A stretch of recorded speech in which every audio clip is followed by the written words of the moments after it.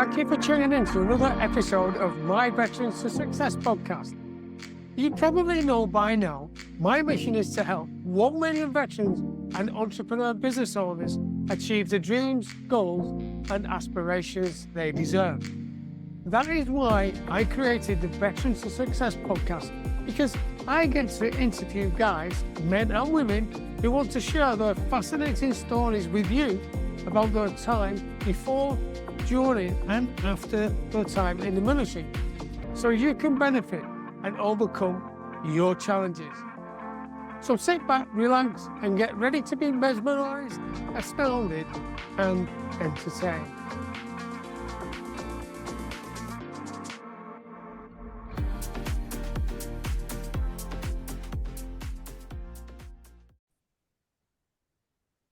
Hello and welcome to another episode of Veterans to Success, the podcast where I get to speak with ordinary or seemingly ordinary people with extraordinary stories. And today I've got with me Kevin Johnson. Hello, Kevin. How are you?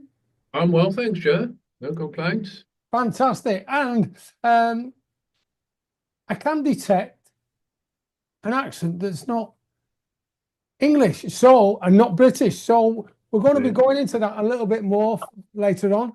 But what I'd like you to do, first of all, is tell me what you were doing as a young boy in your country of origin, please. Well, like my troops used to say, we from Africa do Sul, which is South Africa in Portuguese. All right, okay. Yep. So obviously, in my days during apartheid, white people would go to school for 12 years to get their A levels. So it was really, really frowned upon if you left before 12 years. In actual fact, I think you had to be in school for 10 years. And what year was this? And what was your childhood like prior to school and then at school? Yeah, well, my family tree all come from the UK.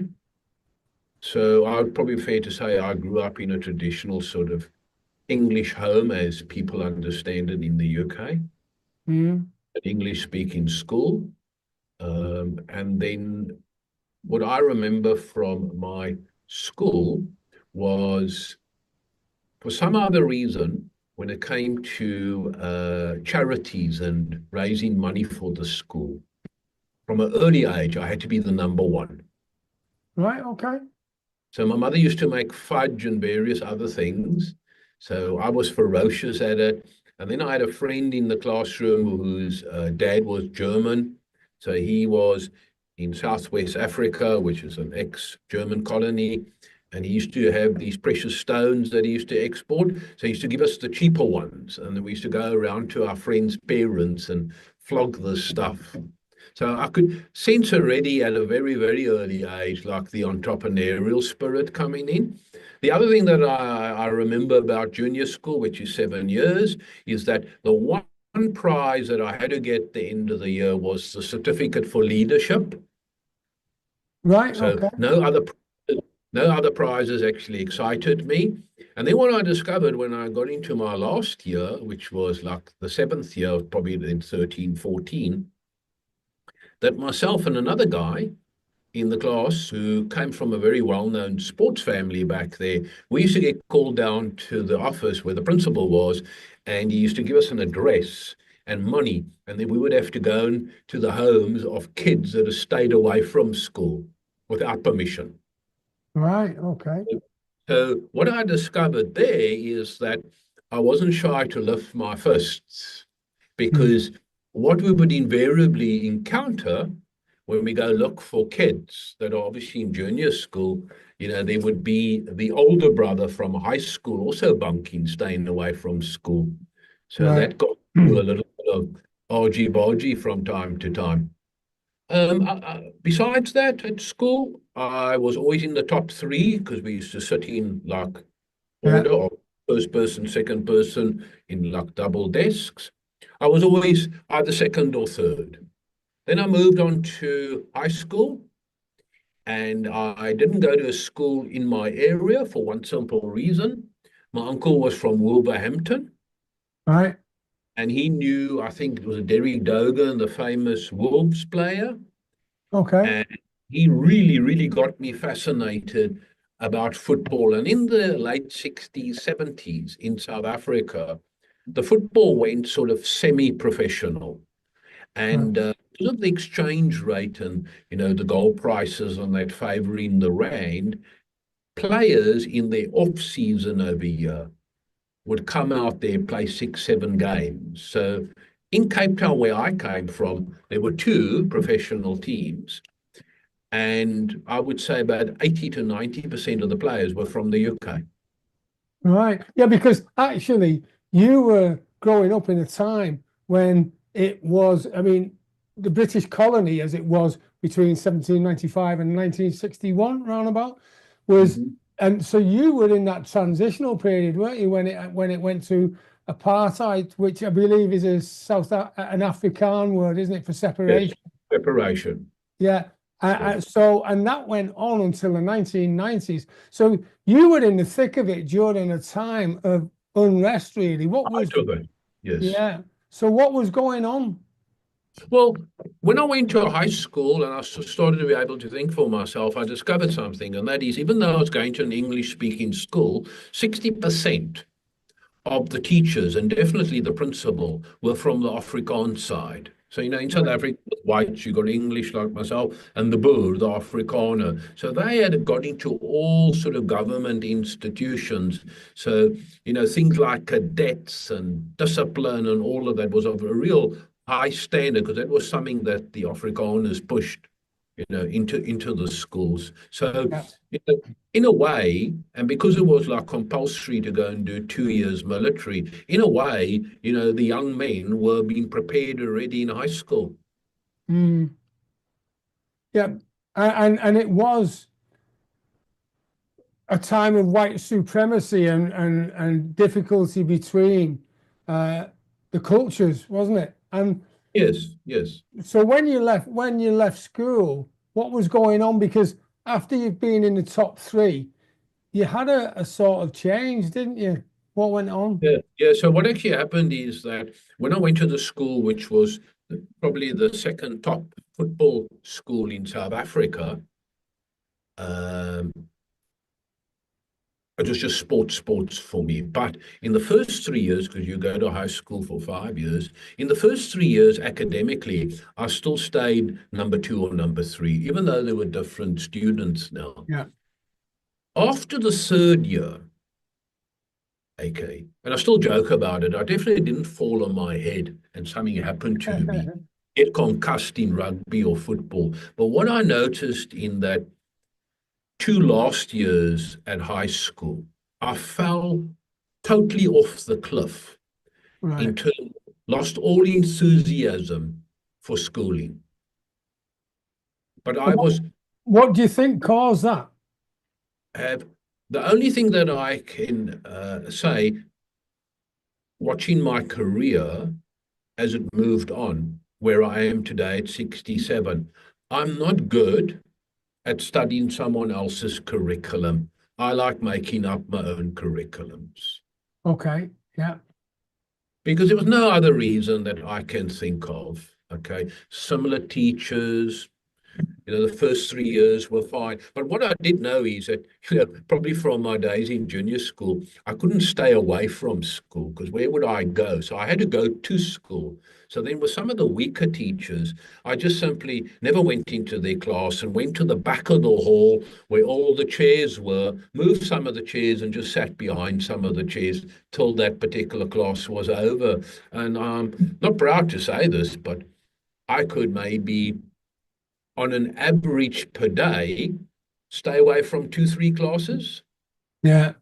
So you lost interest, really, which can quite often happen. So what got you thinking about the military then? What was that thing that just got you there?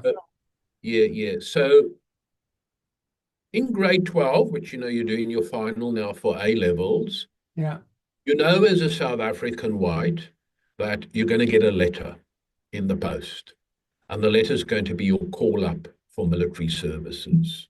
Right. Okay. So you're going to go off for 2 years. So and how old will you be at that point? So basically, you get your letter when you're 17 or 18. Right. Okay. So, you know, you're going to go off for 2 years. So you can defer it by going to university or college.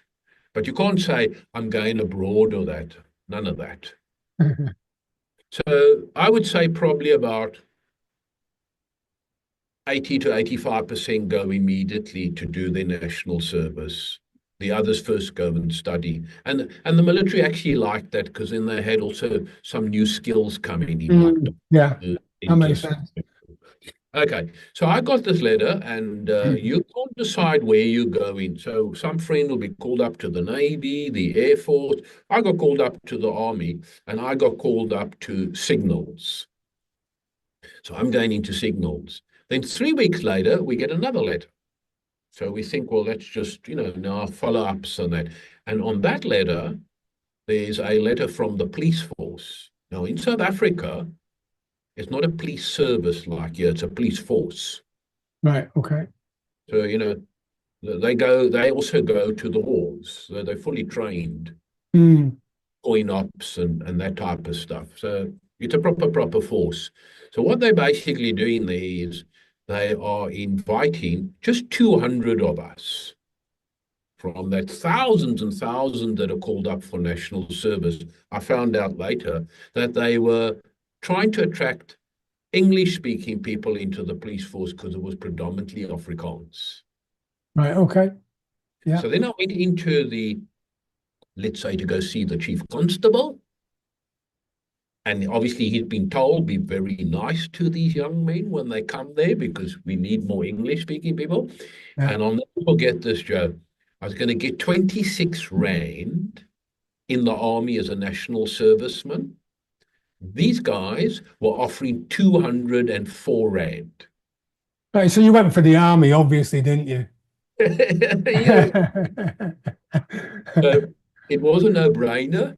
They probably had 100% conversion.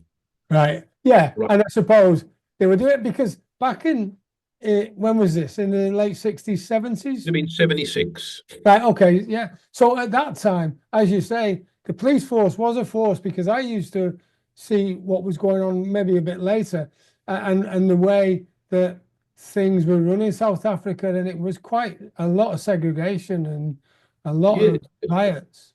And not only that, a lot of policemen were, putting on camouflage and going up to Rhodesia to help Ian Smith. Mm, yeah. So we had a big contingent of policemen up in Rhodesia, not working in the towns on that, but actually in camouflage uniform and, Yeah.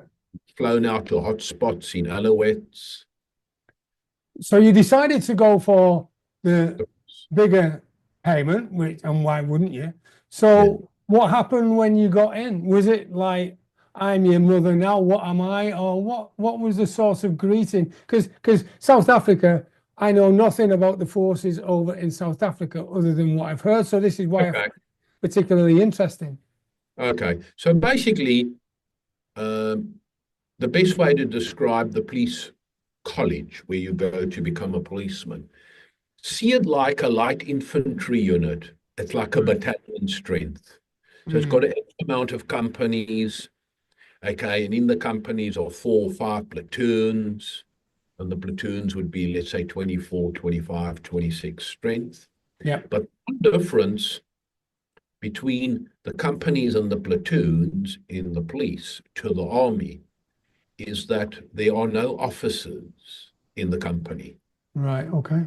Companies run by a warrant officer that's come through all the police ranks. Right. Okay. Yeah, You don't go off to some college and become an officer from out of university. You come through the ranks.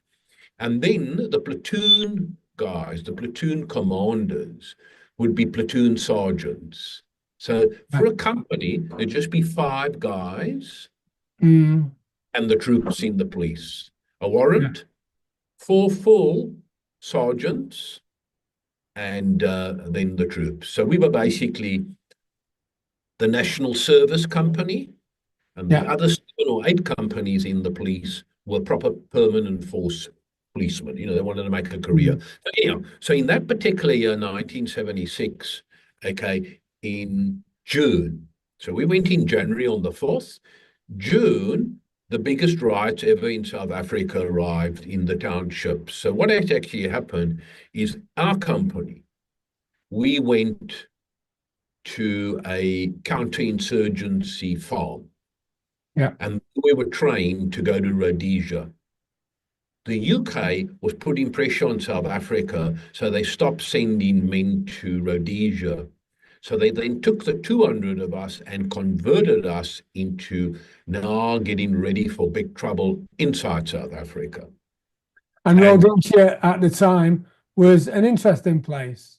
yes, and lo and behold, early June, we were told, listen here, you're coming from the counterinsurgency farm, and we are now going to put you into different parts of South Africa. And then on the 6th of June, the big riots broke out. Yeah. And how were you feeling? Because you were a young man then, what, 18, 19? Yes. How were you feeling at that time? Well, the thing is that I always say to people, I went on late in life to speak to people that understand how the brain works. Mm. Right? For 99.9% of us, it was just normal. Yeah. They had worked us from kids. Our parents probably in the schools, in the universities, and so therefore we saw this as a threat to the motherland, and you got to defend it. Yeah, because you were conditioned by this time, weren't you? Oh, yeah, absolutely. I always say to people, these people that want to come along from an angle sitting at 10,000 foot and having some theory, they must get into the reality of what things are all about. You're an 18, 19-year-old and you're being conditioned from a period when you could start, thinking like an adult. You've been conditioned. Yeah. So how long the troubles went on for many years? What was happening in your career then, and how did you progress? Yeah. So basically, I extended my period a little bit further there in the police, and then I was working more like in violent crimes other than, counterinsurgency and things like that. It was more violent crimes. And then I got to the end of how long you could be a national serviceman. Then you had to make a decision. You're going to leave or become permanent force. So then I sat down with my father, and I don't know, maybe because he was English and that, he said, no, not over my dead body. You're not going to make a career in the police and that. He said, I've got a friend who is the medical officer of health or involved in that, and he can get you a bursary. So I went off to a high-level tech college where you get a diploma, not a certificate. So you get certificates in South Africa, you get diplomas, and then you get a degree. This was going to be around health inspector, food technology, and it's going to be 3 years. So in my first year, Right, so just let me stop you there, mate. So you've gone to a position where you've been counterinsurgency, dealing with violent crime, and yes, I would imagine, and we can leave it unsaid because it's probably sensitive unless you wanted to comment on a challenge that you had. But you've been in that sort of environment where it's a risk to life, and then all of a sudden you've had a conversation with your dad, your father, and he says you've got to go to college on food. And so what's going on in your mind at this time? well, yeah. So still that day, you think about it, but I'm not a rebellious type of guy, and I think, oh, maybe there's a reason why he's saying it. Maybe because it's all fun in the beginning, but when it comes to senior ranks, maybe you get discriminated because you're English, etc. Yeah. Because the police was really a very much predominantly Afrikaans, whereas with the army, whilst the permanent force were predominantly Afrikaans, the conscription, the national service, where most of the people went to, were English and Afrikaans. So I thought, okay, maybe he's right. But I went off to this college and I just could not apply myself. And he got ill in that same year. Right. And he passed away. And on the 7th of January the following year, I'd signed up permanent force and I was off to the army.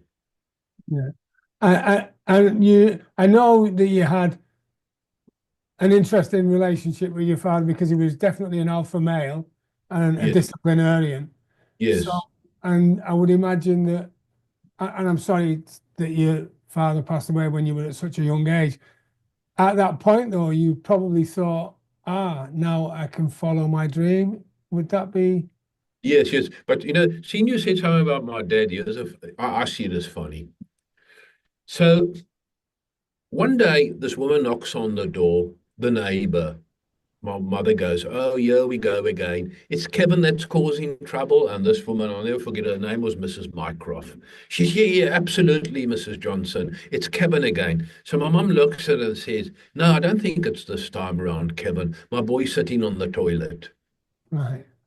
So this same woman was the neighbor. You said to my mother a couple of times, "Elsie, you have to speak to your husband because we're going to report him to social welfare. How can he give Kevin so many hidings?" Now, I want to share now with people, okay, it had no negative effect on me. He never once hit me. Right. What he would do is say, "Boy, come here, bend down." He had a cane, and you get it on the arse. Now, to put things into context, we were getting that type of cane in school as well. Yeah, I remember those days. Yeah. So when I went to high school and it still continued, that caning wasn't sufficient. I had a mate, and I used to say to him, "I think we need to be brought in line. Let's go and cause some crap." So that we'll go down to the principal and we will get, we used to call it cuts, basically 3 or 4 on the back side. So all I can say to you, I know myself, okay, I have a DNA that's unique to Kevin. Me, I can only laugh about it. And all I can say to you, it brought a bit of structure into my life. Yeah, and I, I I clocked that you said you're not rebellious, and yet at school you go in and say, "Come on, Yes, yeah, let's get a yeah, bit of trouble." yeah. Well, thank you for sharing that. So your dad sadly passed away, and now you've said, "Right, I'm going to the army." What was going on at that time in your life, and what year was this? So that was 1980 Right. Okay. in January. Oh, So they send me to the wrong place, but eventually I get to where I'm supposed to go. And that is, if I'm going to get to the equivalent of the French Foreign Legion, which I'll explain to you what it was and how it worked, yeah. I had to go to the infantry corps. Okay. So as a permanent force member and with A levels, once you've done all your medicals and all of that, you have to go to the school of infantry, where your first year, you've got to learn to become an instructor. That's compulsory for permanent force members. So off I went for a year. It was very, very similar to the police college, except it was a year. Mm, And in that year, towards the end, you got a little bit of a taste for the operational area where the low insurgency war was going on. Just a taste, yeah. about 5 or 6 weeks.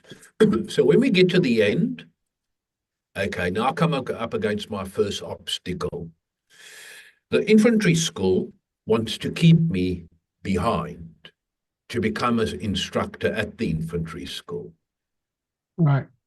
So I go, yeah, I go there. Eventually, I go on orders in front of the colonel. He was the OC because it was a battalion. And I explained to him that I'm not a normal person. I've got police experience already. Okay. And I joined for one simple reason to go to 3-2. He says, yeah, yeah, but we want you here. I said, well, Colonel, I said, the bottom line here is right now is if I've got to stay here, I'll just simply resign and pay my deposit back or whatever it is. And Otherwise, I'm on my way to 3-2. So he said, fine. You've got to understand that that's not your normal type of unit. You might actually fail there and be RTU'd, returned to unit, which will be the infantry school. And with it goes embarrassment and could affect your career, etc., Yeah, etc. yeah, yeah. Well, what he didn't say to him is, I'm not going to have a long-term career anyhow, because I'd made up my mind I would go up there for max 3.5 years. Yeah. And 3-2 being the equivalent of the French Foreign Legion? That's right. Right, okay. So now to get to the operational area. So there were probably about 70,000 when I was in the military. There were probably 70,000 permanent force members in the Navy, the Medical Corps, Air Force, and Army. The bulk, Mm. obviously, the Yeah. Army. Okay. Then let's say, because you would do 2 years, and then some people will sign up short term. So those national servicemen, there would be another, let's say, 60,000 of them. So now you're going up to 130, 140,000. And let's say there's another 5,000 in the short term. That's national servicemen that do the third year. Okay. Yeah. So you've got 150,000, let's say, in the military at any given time. Then you got citizen force. So in other words, when you finished your 2 years, you do 5 years of a minimum of 30 days, a maximum of 3 months a year. So they've got a big reserve there. Mm. People that are active, every year they're coming into uniform. And then after that, in other words, after 25, 26, right up to 40, you got men that are going into the commanders. So, they could probably bring in about 500,000 men, if necessary. That's a big force, that. Yeah. So late on in life, I actually got to know General Bormann, and he was actively involved preparing for that sort of mobilization. Mm.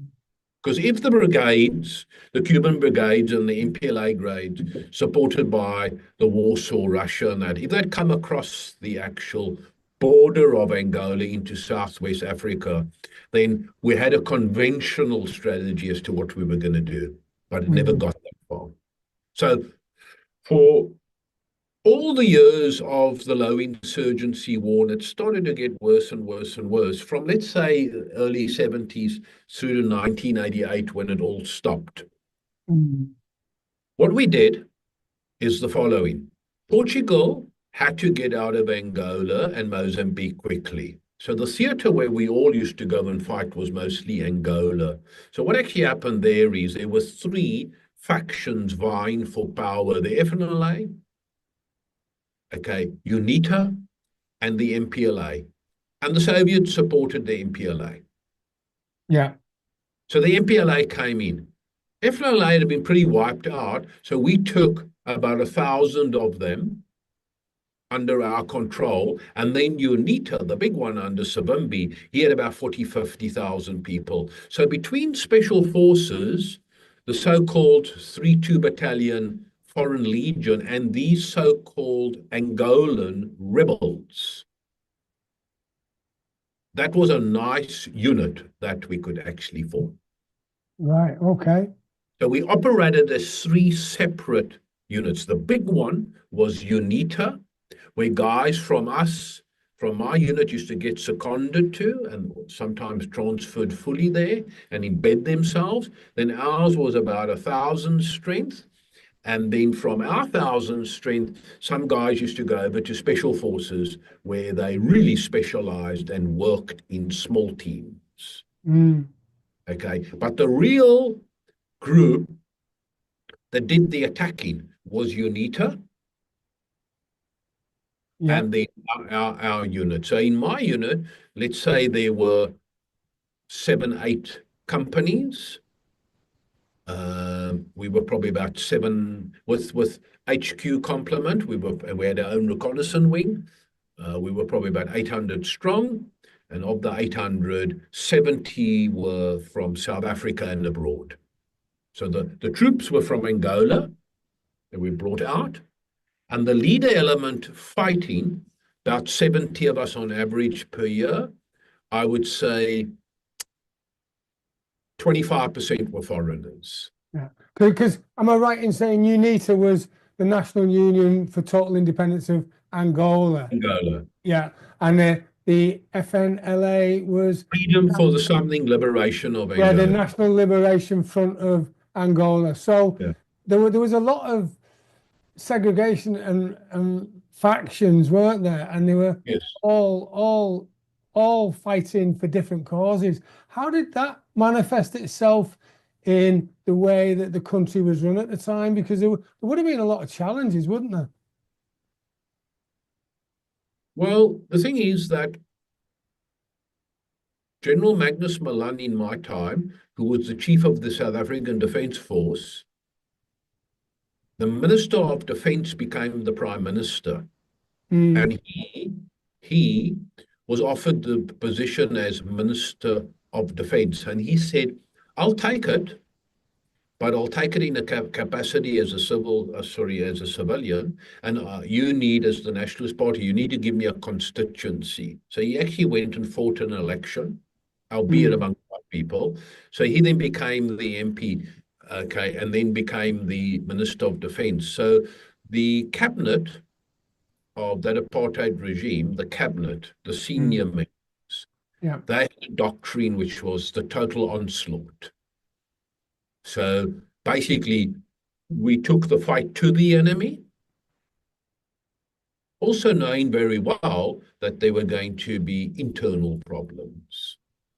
yeah. And it's under that world that we lived. And it was interesting. I noticed you said before, like there's not only racial tension and discrimination against the blacks, the whites, it's the Afrikaans and the people from Britain Oh, as yeah, well. yeah, So there's lots going on. there were many, many, many dynamics going down. You know, you had, as I said, you had language issues. There were the color lines. There was no religious issue. I think maybe because it was quite religious back then. I think maybe what helped is, everyone belonged to similar religions. Yeah, yeah, yeah. If it was like really being contested there as well, then there could have been much bigger problems. And what was during that time, what was your biggest challenge? Because I remember you saying that there was a particular time when you were looking at insurgents and you were behind working in the jungle, really. And what happened there? So basically, how it would work is on the northern part of Southwest Africa, which became Namibia. There we would have all our operational bases, etc. But working in Angola would basically be UNITA, Special Forces, and ourselves. So Yeah, between the three of us, we all had skill sets. So typically, uh, Special Forces would do either high altitude opening, yeah, reconnaissance work, or they would get on the Daphne submarines down in South Africa and go up the coast and then go with Zodiacs inland. And their job was to basically do reconnaissance, sabotage railway lines, yeah, sink Russian and Cuban ships coming into the harbors and that. And then also what they would be doing is they would be doing real deep reconnaissance work, and we fine-tuned the ability to work behind enemy lines in two-man teams. So it'd be mm, two-man teams that would go in. yeah, In actual fact, they would be taken in by Pumas, okay, and their backpacks of, let's say, 40 kilograms or yeah, whatever it yeah, is. There was so little water in that area, and they had to be in the area a long time, that when the Pumas took them in, two Pumas would fly in, two Pumas, and they'd have drop tanks. yeah. Right, okay, And got it. the one operator would be in the one helicopter, and the other operator would be in another helicopter. And when he gets off with two backpacks, and Yeah, then they walk, hide the one backpack, walk with one on their back, then they hide that one, then they go fetch that one. How they did it, but they did it. And then UNITA would be trying to hold the eastern side, and then we would penetrate the west and the central. So we would always be close to the enemy and behind the enemy lines. And we Yeah. would be working in sometimes company strength, going down to platoon level, Mm. and in the day working in sticks or sections. Yeah. And everything in numbers, Joe, revolved around how many people you could put in the back of the Puma. Yeah, which For makes sense because that's transport. Yeah. yeah, hot extraction and taking in. Then once a year, maybe twice, but once a year, the brigades would come down. Cuban brigades, Fapla brigades, obviously embedded would be the Russians and that. Because now what they're doing is they're coming now to reclaim the southern part of Angola. Mm. So what we would then do is we would double our manpower. So in other words, all guys back in base would come in as well. And Yeah. then we would have other elements of the SADF coming to support us. So that could possibly go up to, let's say, 4,000 or 5,000 men. And then we go and play some semi-conventional warfare. Sometimes we would use tanks. They had tanks most times, but most times it would be mechanized. Mm. On this one particular, the one I laugh about now, but then it was quite serious. So we're attacking these two towns. They're coming from the south. That's the South African Defence Force.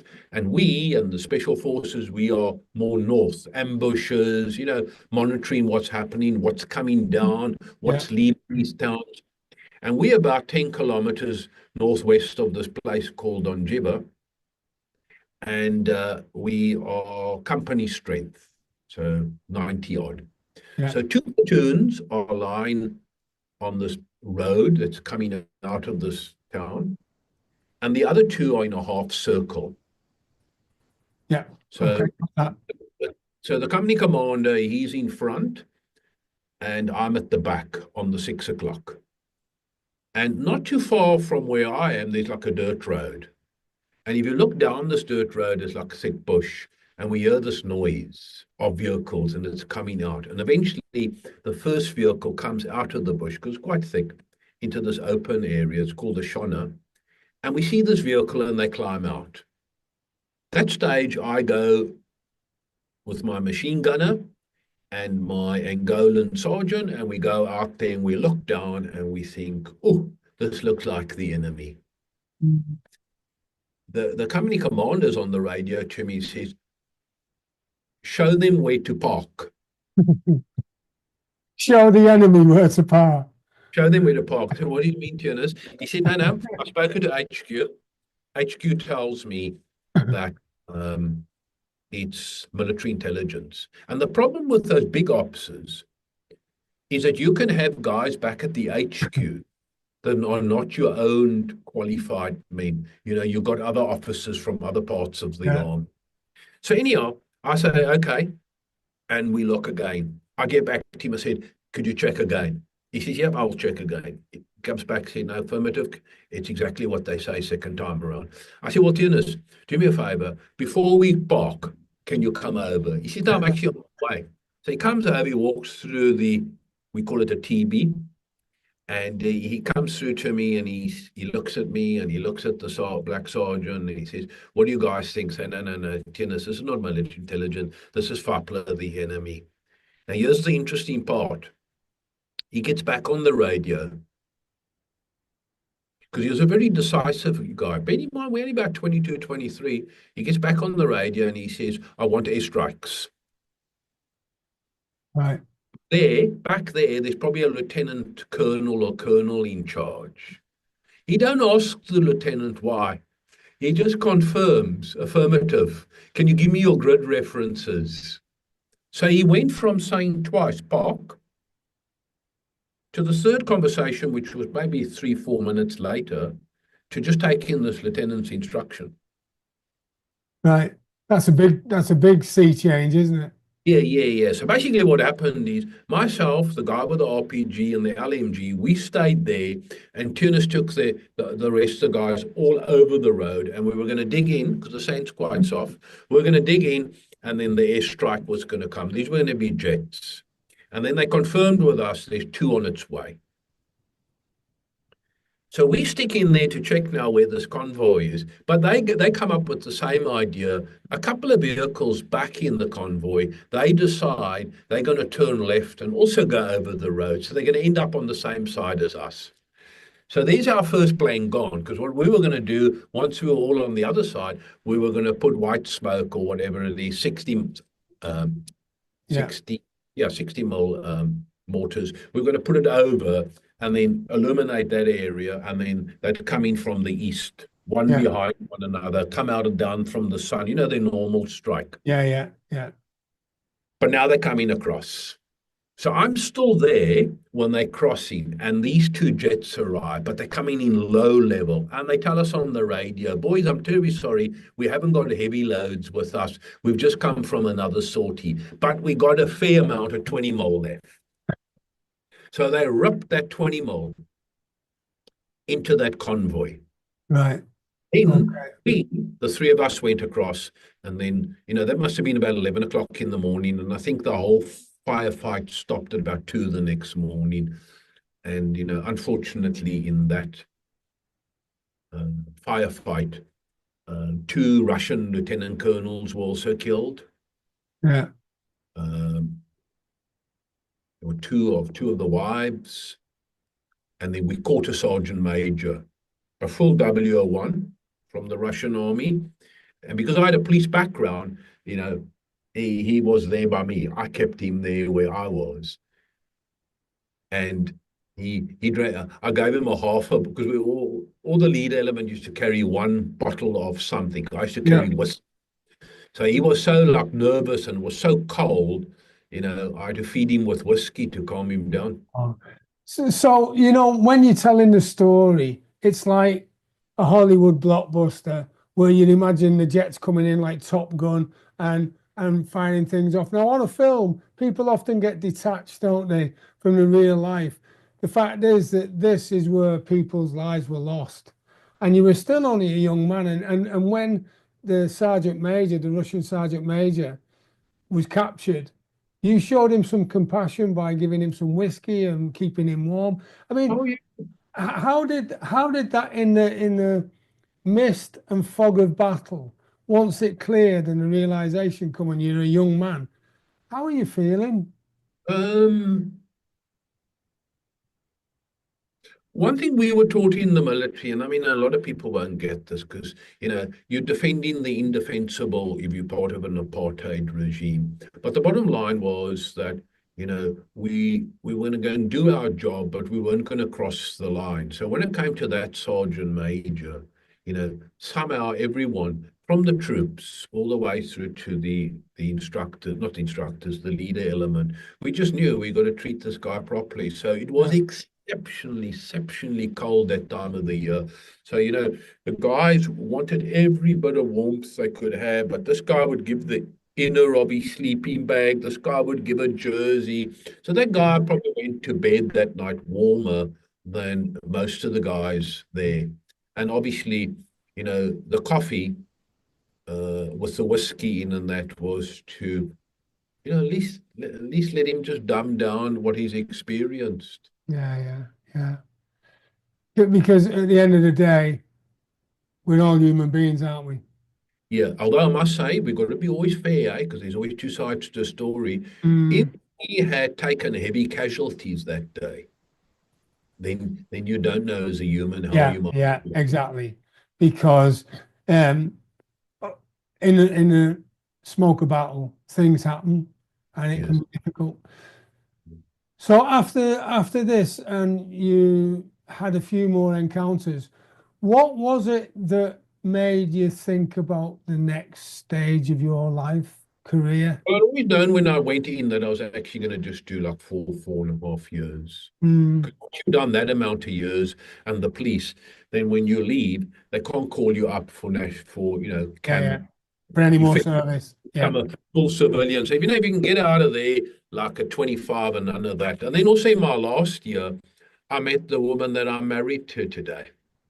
That's fantastic. That because There was an extra yeah, incentive to go, she's never going to be the wife of an army guy. Plus, I knew, because we used to go back to South Africa on courses mm, in year school to do demolitions, to this infantry school to do 81 mortars or new generation missiles.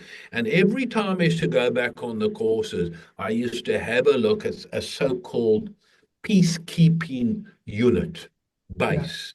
The pettiness, the politics, it was just an absolute turn off to me. There was no ways I could be a normal military guy. No ways. So So I it was know, easy to leave.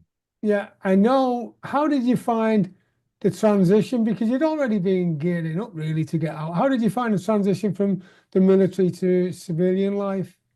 And what Well, happened? Because it was an interesting story of how you flew out to meet your then, yes. yeah, So I was too scared to ask her whether, this could be a permanent thing. And she'd gone abroad.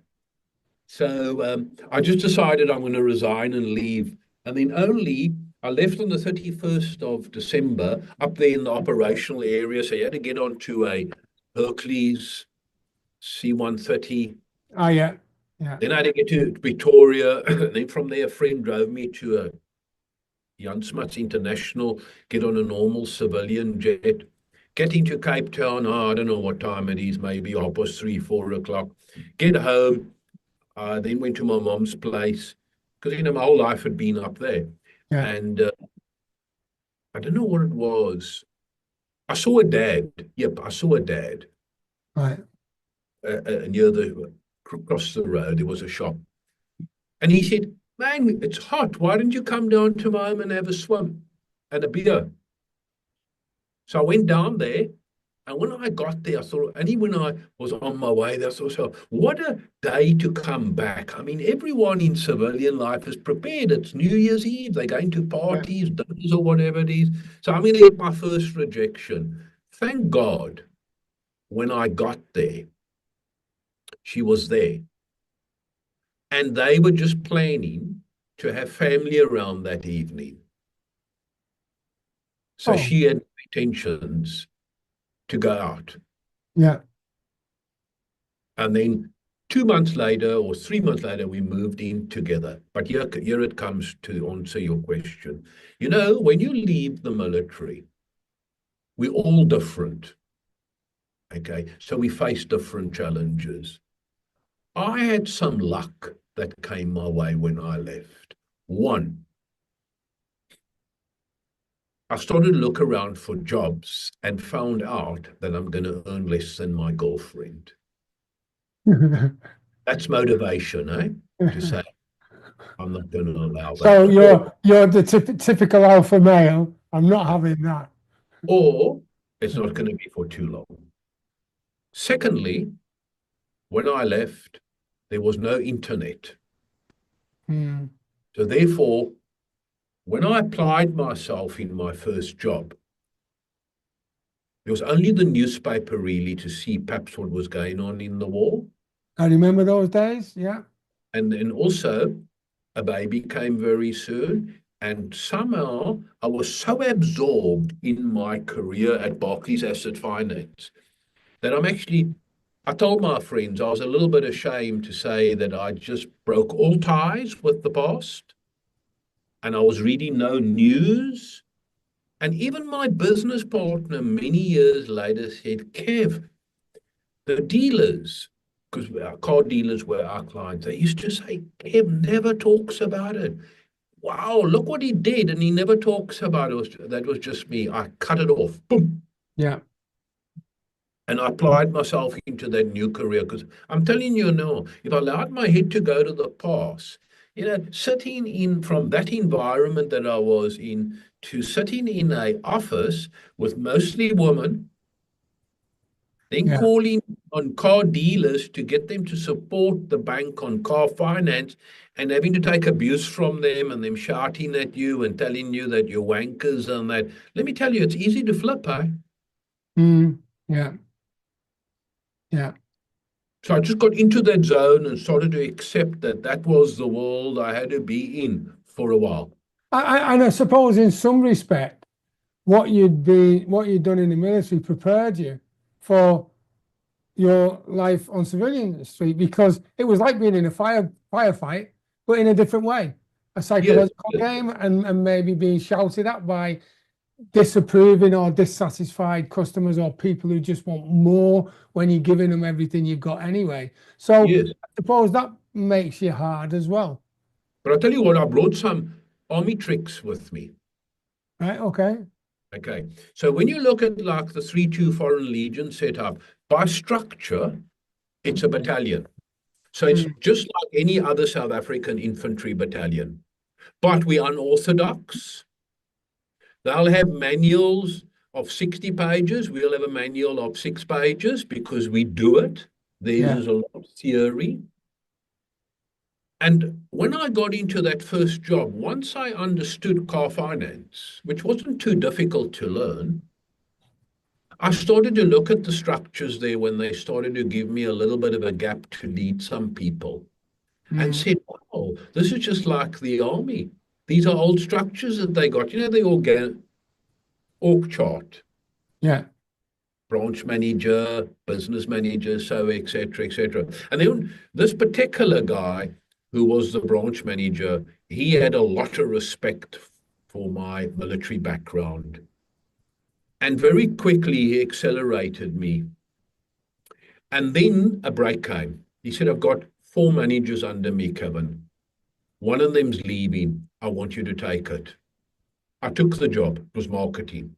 So it was an admin manager and 3 marketing jobs. I took the job. 7 months later, he phoned me, he said, where are you?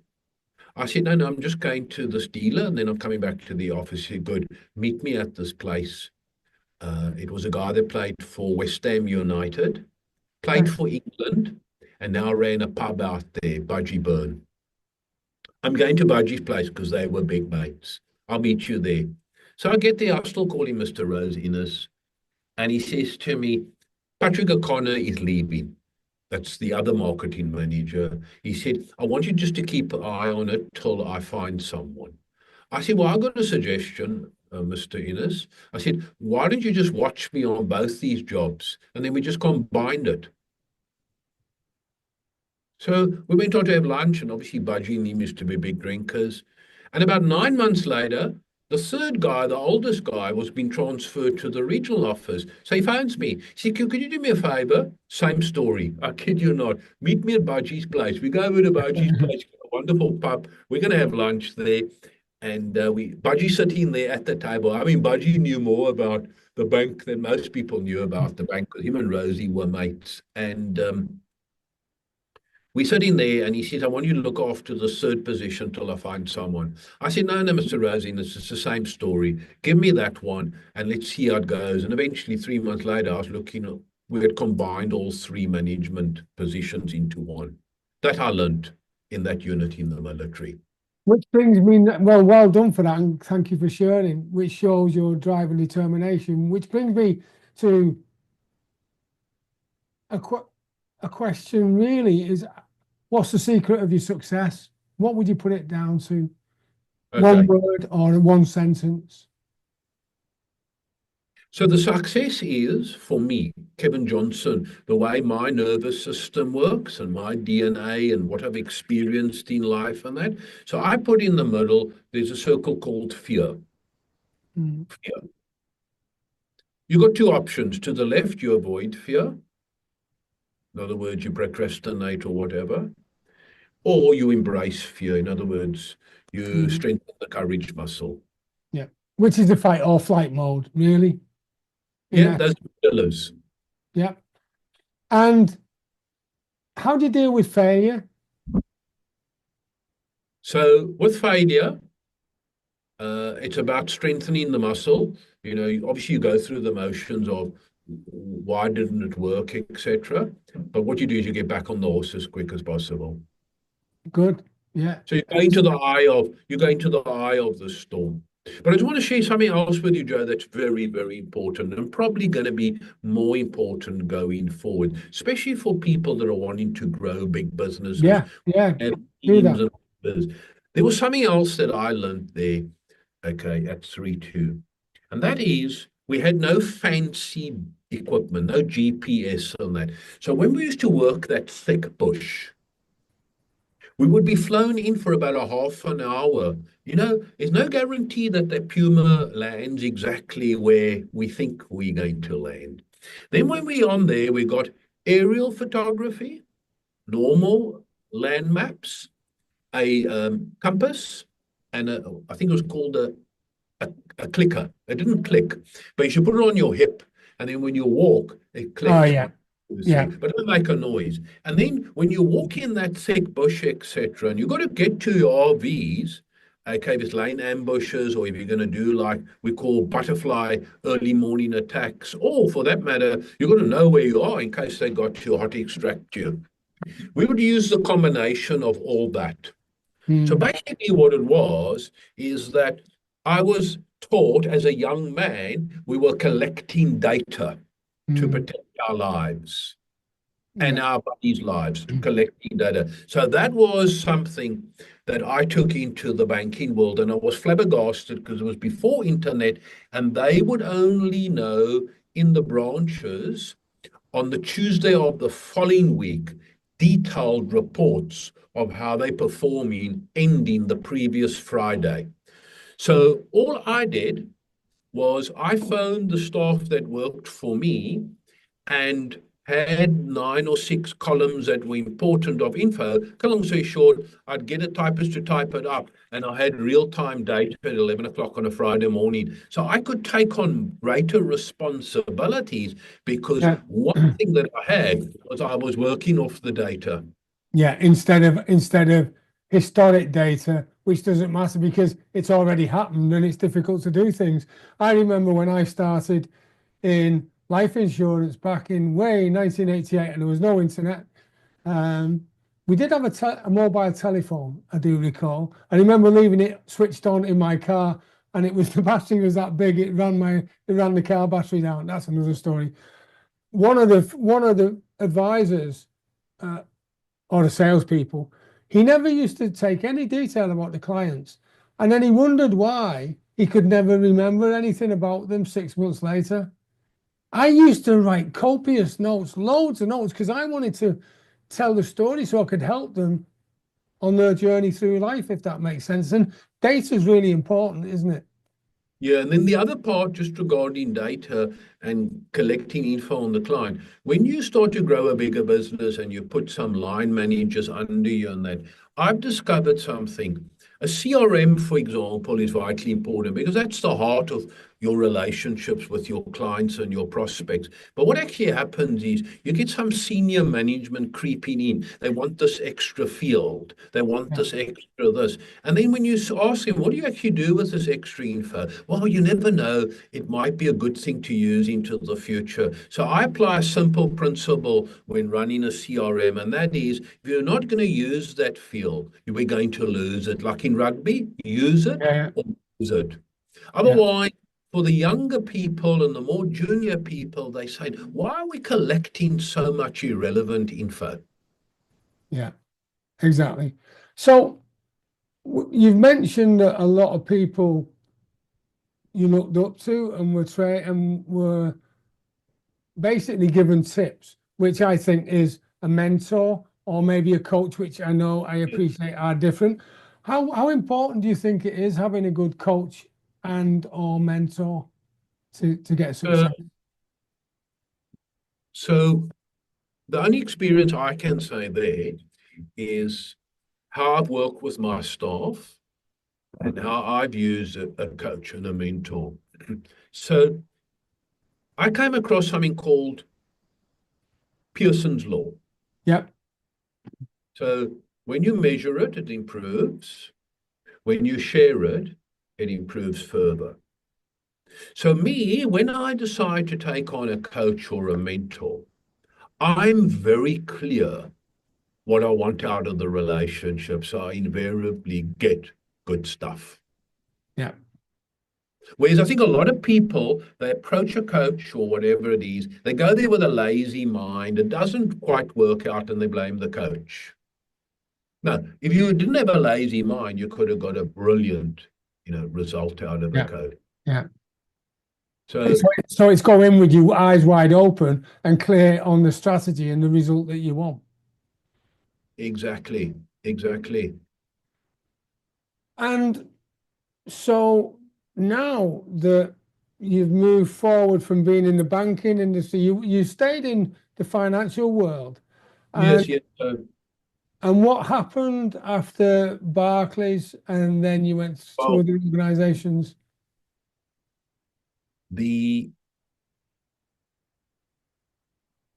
one of the senior guys said to me, "Look here, you're going now into areas where I can't get it approved by head office." I was wanting to encourage more changes, but bearing in mind I was becoming a bit more senior now. So, it had to have like the decision of directors. So one day he came to me and he said, don't take this up in the wrong way. You've got to go out on your own now. Mm. I mean, that was stage fright to me. Because I've only been out of the army maybe about 6.5 years. I've got a young daughter, all the perks of working Yeah. at them. But cut a long story short, bit of luck came my way, and one of the big dealer motor groups back there had been in the States and had decided they're going to take the business managers, sorry, the banks off the floors and put their own people on there. So I spoke to a friend of mine, and we got this lucky break, and we joined this organization. We'd been there, Joe, about a year, looking after these business managers and these fleet consultants, and this guy just suddenly overnight got cancer and he died. Oh dear. We looked at this whole lot and we decided now's the time to go out on our own. So what we did is we took what we had learned there in a year and our banking experience.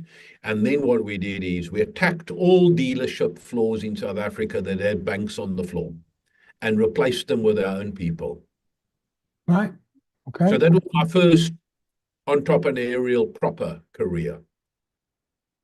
We ran that for many years. And then I think in about the fourth year, What year was this? so let's say that was 83, could have been around about 90. Yeah. So that was still apartheid. And then the bank I worked for, okay, was called Westbank. It was part of Barclays, but Barclays disinvested. They decided they wanted to buy 51% of the business because this was affecting their strategies. They were Yeah. the lead bank in that game. Long story short, we wanted to sell 49. They wanted 51. After a year, we agreed on 50-50. And now the game was on. They became shareholders, and now we took it to a whole new different level. And this is something I want to share with the listeners. I thought I was being punished 2 or 3 months after selling 50% of the business. And believe you me, we were doing well already. Now we were like on steroids.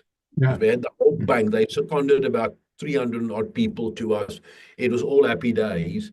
And to be honest with you, I was waking up in the morning thinking, I wonder what I should do today. Because we had so much directors and managers in place. I wonder what I should do today. Fortunately, I didn't take to drugs or women or whatever it is. But what was happening is I was busy getting depression and anxiety. Right. Okay. And I went to America on holiday, came back, and I was booked into this clinic, diagnosed with uh, clinical depression and anxiety. Thank God, with medication and the right therapy, a couple of months later, it was all sorted out. And many years later, I sat down with my mom and she said, son, when you sold that 50%, it was the first time in my life that I saw my boy with no proper goals. Okay. That's interesting. The doctor, I can't say to this day what caused it. The doctor just said, be happy that you are better. He gave cognitive behavioral therapy. But the older I get, the more I believe. I think it was due to me being rudderless. So that's interesting because I know that at times of difficulty, I look back on my life, that's because I'd lost my way. There we go. And I think that it's always important. Fortunately, it didn't happen for long, especially when I had my big incident and nearly died and went through a divorce.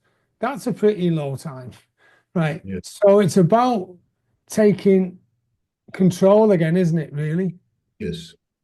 So what happened then? Because this is just before, because right, you're still in South Africa at this time.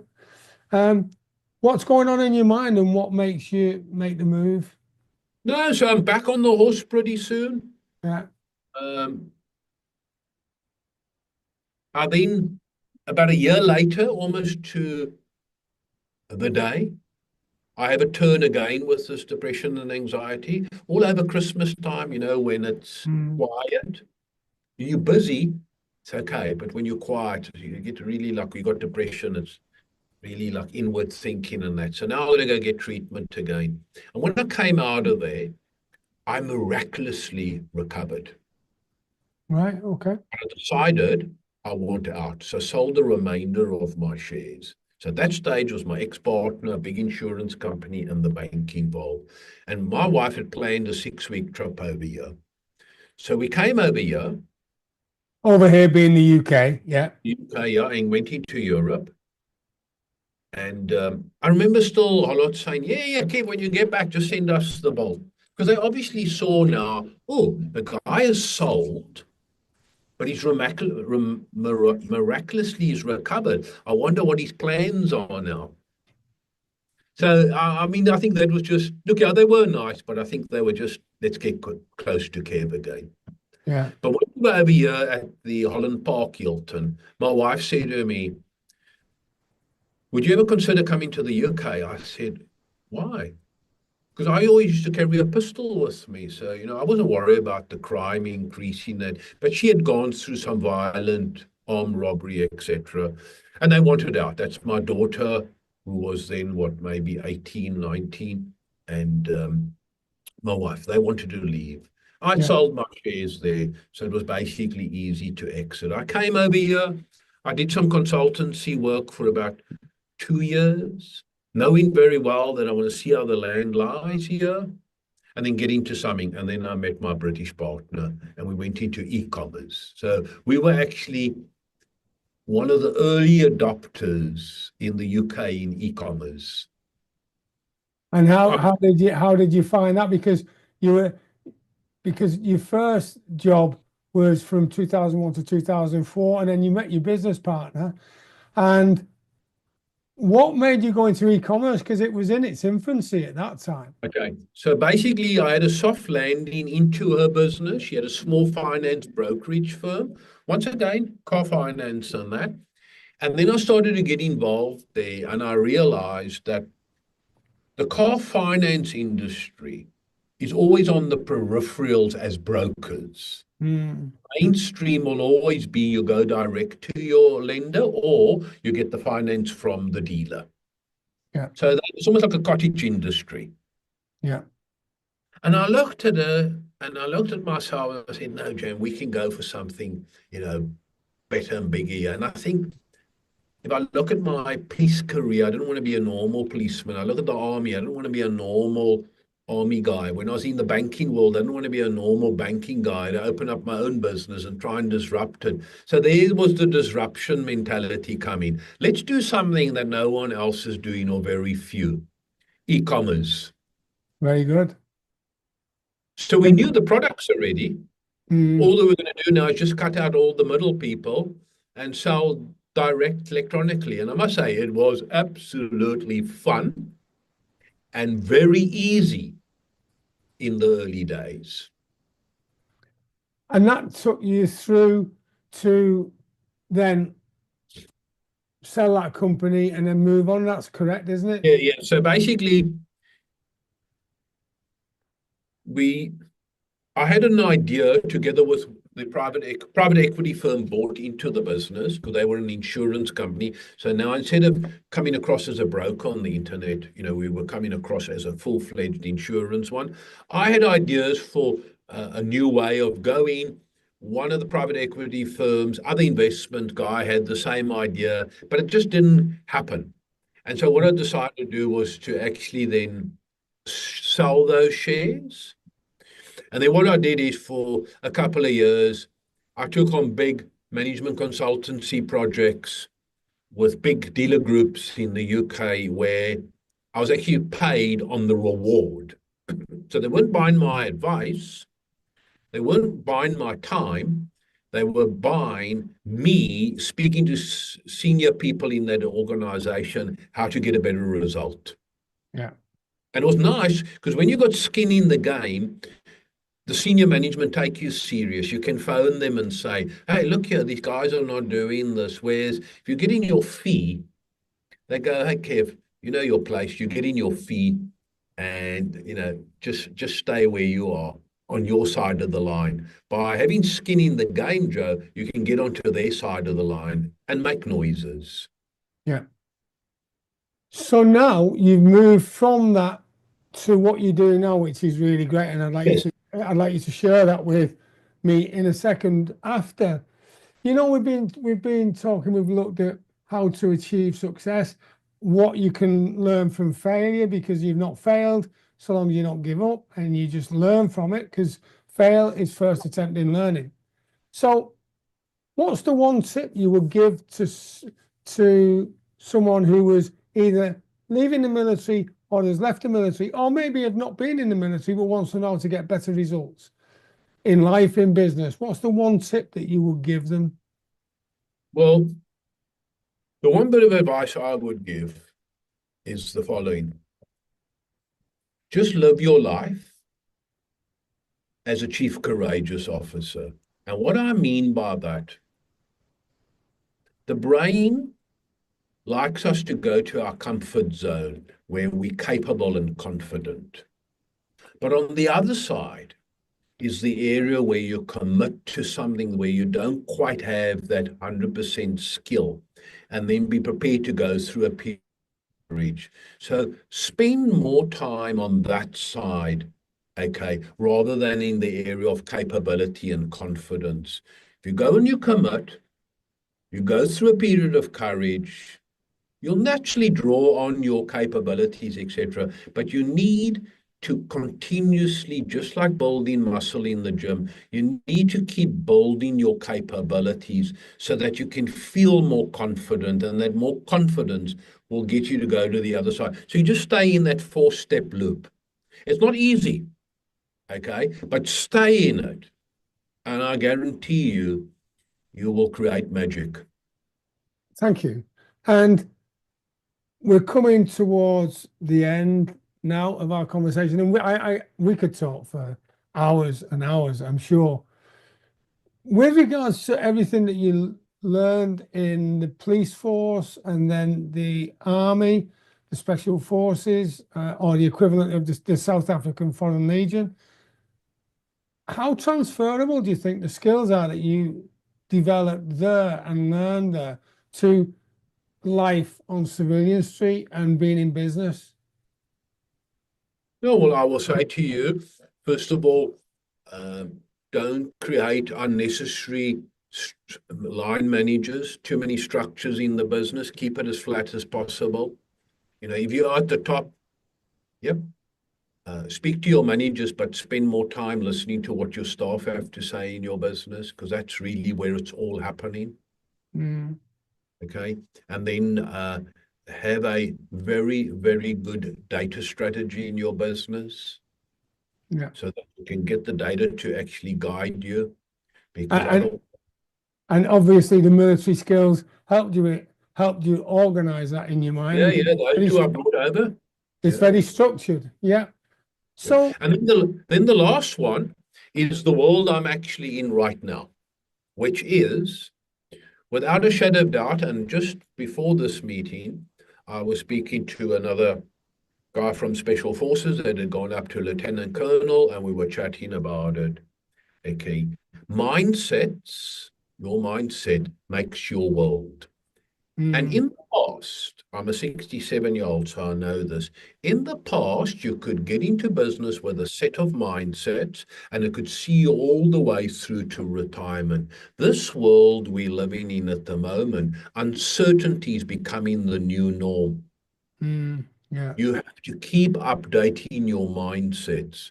And that's the world that I'm actually in today. We got software that's helping about 800 coaches and consultants to have a better relationship between themselves and their clients, and their clients and their prospects. Sorry, and them and their prospects. Fantastic. And that's in the breakthrough program, isn't it? With the breakthrough consultants, which is what you're doing now. Very much around the mindset scorecards.